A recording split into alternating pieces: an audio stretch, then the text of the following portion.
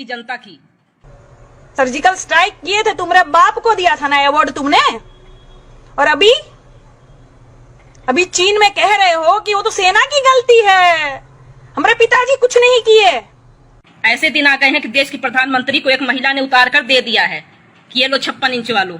छी छी छी छी छी। पहले के जितने भी प्रधानमंत्री थे उनके वीडियो मुझे एक भेज दो, तुम्हारे पिछवाड़े में ताकत है तो एक भेज दो ऐसा वीडियो जो पहले कुछ बोले और बाद में कुछ बोले और गलत बोले हो। तो तुम्हारे बाप के लाखों वीडियो हम भेज देंगे तुमको सालो। सवाल पूछो देशद्रोही हो गए, सवाल रखो पाकिस्तानी हो गए।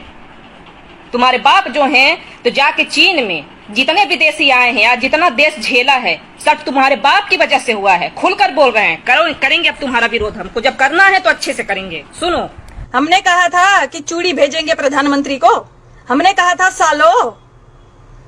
तुम्हारी अम्मा कही थी स्मृति ईरानी, उनको तो कुछ कह नहीं पाए, उनका जो जब बहुत ज्यादा विकास हो चुका है उनका।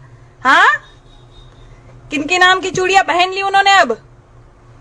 अरे हम अभी शूटिंग नहीं कर रहे हैं, हमारी बच्ची छोटी है घर में, तो हम परिवार के साथ है तो शूटिंग का सामान बचा था तो हमने कहा कि भाई चूड़ियां भेज रही है तो बिंदिया भी ले जा, बिछिया भी ले जा, काजल पाउडर सब पड़ा है हमारे पास, ले जा भाई, दे दे।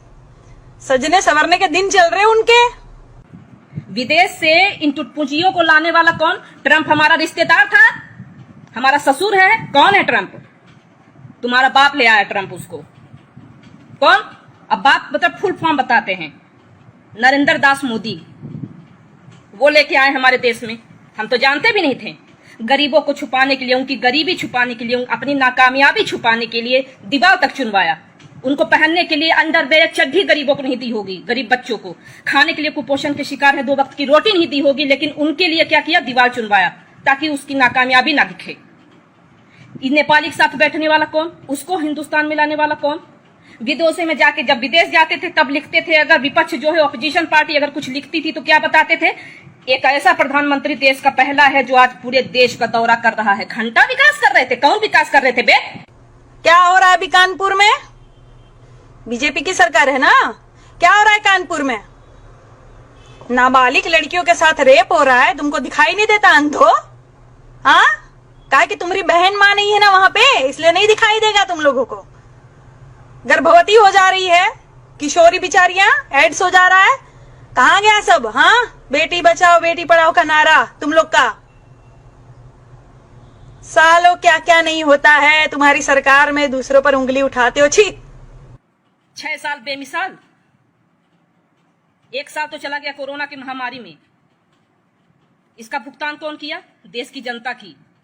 गरीब बेचार बेबस लाचार जितने थे उन्होंने भरपाई की। बड़ा आदमी कितना किया? मरने वाला कौन? मरने वालों की जनसंख्या कितनी? कौन मरा? गरीब मरा। उसकी भरपाई किया कौन? तुम्हारे बाप आके भरपाई किए? तुम्हारे बाप एक बार भी देखने गए? यहाँ तक कि हमारे यहाँ जो शहीद अभी हुए हैं, हमारे जवान जो शहीद हुए, तुम्हारा बाप चुनावी रैली छोड़कर उसको जो है चुनाव को रद्द करना जरूरी नहीं समझा, पर अपना भाषण जारी रखा है। थू साला तुम लोग की सरकार पर। क्या तुम्हारा बाप जो है सस्ता नशा करके बोलता है क्या? कभी कुछ बोलता है कभी कुछ बोलता है। सालो उठा के वीडियो देख लो। पहले के जितने भी प्रधानमंत्री थे उनके वीडियो मुझे एक भेज दो, तुम्हारे पिछवाड़े में ताकत है तो एक भेज दो ऐसा वीडियो जो पहले कुछ बोले और बाद में कुछ बोले और गलत बोले हो। तो तुम्हारे बाप के लाखों वीडियो हम भेज देंगे तुमको सालो।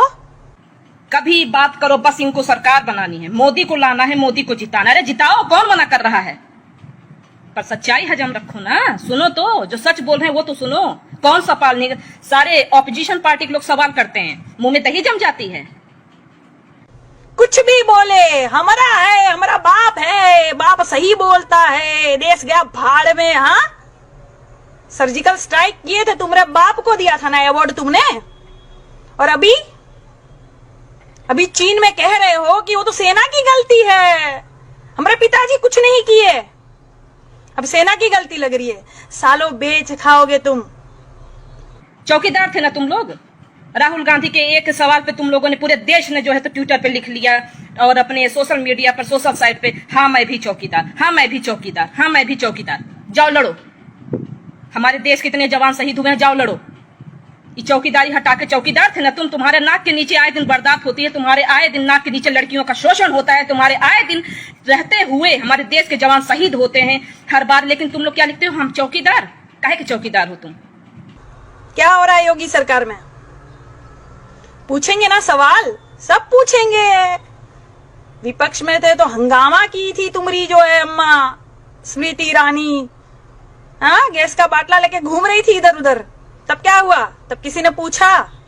कहा किसी ने क्यों सवाल पूछ रही हो? कोई नहीं पूछेगा। क्यों? पता है विपक्ष में होगा वो सवाल पूछेगा, सरकार में होगा वो जवाब देगा। इतनी सेंस नहीं है, बुद्धि नहीं है सालो। पढ़े लिखे हो तुम लोग गोबर। कोई ऐसा चुनावी जनसभा या चुनावी रैली बता दो जिसमें देश के प्रधानमंत्री ने पाकिस्तान का और विदेश का नाम ना लिया हो।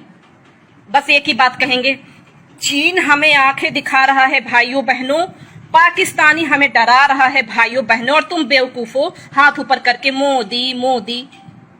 इससे आगे तुमने कभी सोचा है? किसी मर्द में हिम्मत हुई है कि खड़ा होकर नीचे से भी एक बार ये बोल सके कि मोदी जी पाकिस्तान और चीन से हट के जरा हमारे बारे में बात कर लो?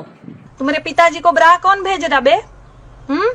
काहे महिलाएं ब्रा भेज रही है, चूड़िया भेज रही है, बिंदी भेज रही है? नहीं है साले में औकात देश को चलाने की, तभी ना भेज रही है। हाँ, काहे नहीं लड़ रहे हो?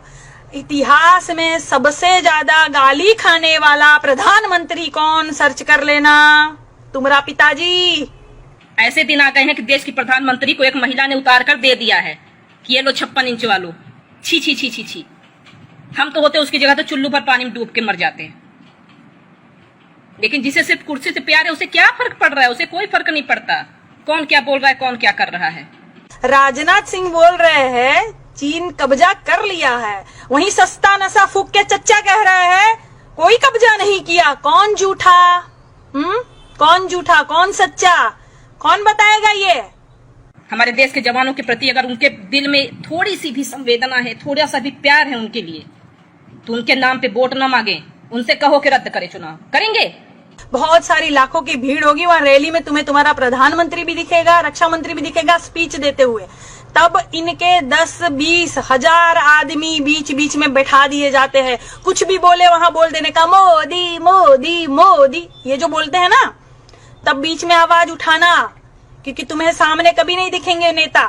चुनाव खत्म, खेल खत्म, नेता भाग जाएगा, तुम्हें दिखेगा भी नहीं, तुम्हारी आवाज सुनने वाला कोई नहीं होगा। पैदल चलो, मरो, घिसो पिटो, कुछ भी करो, ये सुनेंगे नहीं, ये अपने वाली करेंगे। तब आवाज उठाना, कह देना कि प्रधानमंत्री जी सुनिए, आप हमारे प्रधानमंत्री हैं, बहुत अच्छी बात है, मैं आपसे बहुत प्यार करता हूं, आप मेरे प्रधानमंत्री हो, मेरे लिए सर्वोच्च नेता हो आप, लेकिन सुनिए माननीय, यहाँ आप गलती कर रहे हैं। जब वो गलत बोले ना तब आवाज उठाना। तुम तो पढ़े लिखे हो ना, माँ बाप ने इतनी मेहनत करके पढ़ाया लिखाया, एजुकेटेड बनाया, कब काम आएगा? नेता कुछ भी हक के चला जाएगा तो चाट लोगे, बोलोगे नहीं? अगर देश की सेना को अगर कुछ हो जाए तो वो जिम्मेदार, अगर वो मार के आए, मोदी है तो मुमकिन है। देश का जवान कुछ अच्छा करके आए तो इसका श्रेय किसको जाना चाहिए? मोदी को जाना चाहिए, क्योंकि मोदी है तो मुमकिन है।